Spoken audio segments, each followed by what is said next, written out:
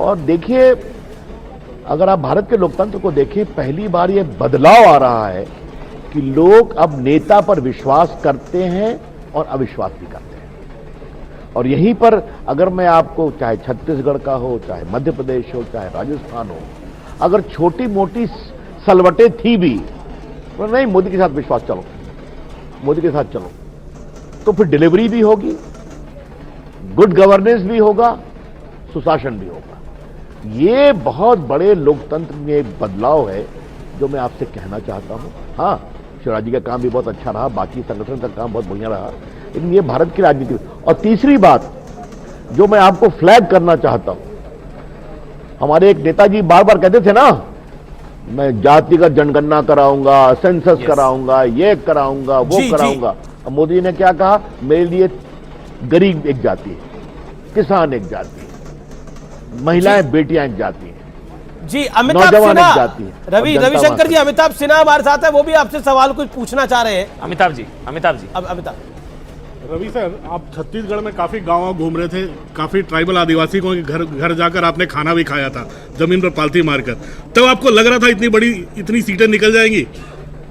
क्या आपको तब वेव नजर आ रही थी या लग रहा था कि चलो कुछ अच्छा करते हैं? रवि जी, दिल पे हाथ रख के बताइएगा इस सवाल का जवाब।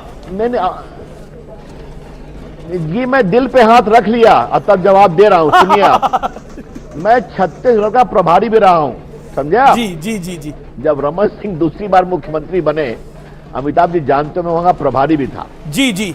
और याद करिए, वहां के लोग बड़े सरल हैं, सहज हैं, ईमानदार हैं, और ज्यादा वो लटपट बिहारी भाषा में कोई इसको लाइक नहीं करते हैं। तो ये जो हमारे भूपेश बघेल थे, कोयला स्कैम, तो दारू स्कैम, तो बाकी स्कैम, तो लोगों ने इसको लगा ये तो ठीक नहीं है। और जो बीजेपी का काम था 15 साल में, आपको याद करिए, श्रीमान अजीत जोगी होते थे, हमेशा याद होगा आपको। जी। बड़े कलेक्टर टाइप के मुख्यमंत्री होते थे। जाते देखिए बदलाव। मैं धन्यवाद अर्पित करना चाहता हूं सर्वप्रथम मध्य प्रदेश की जनता को, उनको प्रणाम करता हूं। मैं धन्यवाद अर्पित करना चाहता हूं मध्य प्रदेश के एक भारतीय जनता पार्टी के जमीनी कार्यकर्ता को, जिसने खून पसीना से इस चुनाव में मेहनत की है। उन सभी को मेरे तहे दिल से धन्यवाद। प्रियंका गांधी जब मध्य प्रदेश आई तो आप पर बड़े सीधे लोगों ने मेरी कद की बात की, उनको कद ग्वालियर चंबल संभाग ने और पूरे मध्य प्रदेश ने दिखा दिया है। और उनके लिए सर, लोकसभा चुनाव के लिए क्या कहेंगे?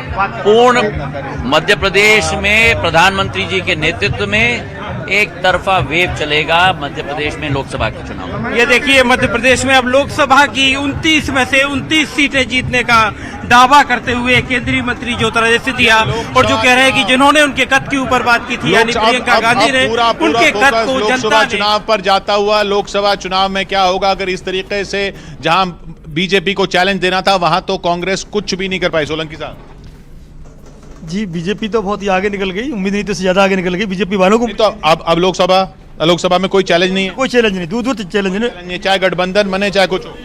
बिल्कुल, जैसा कि मैंने कहा ना किशोर जी, साउथ में दो पार्टनर मिल गए, जेडीएस मिल गई, बीआरएस मिल गई, तो टैली बढ़ने वाली है 2000 में।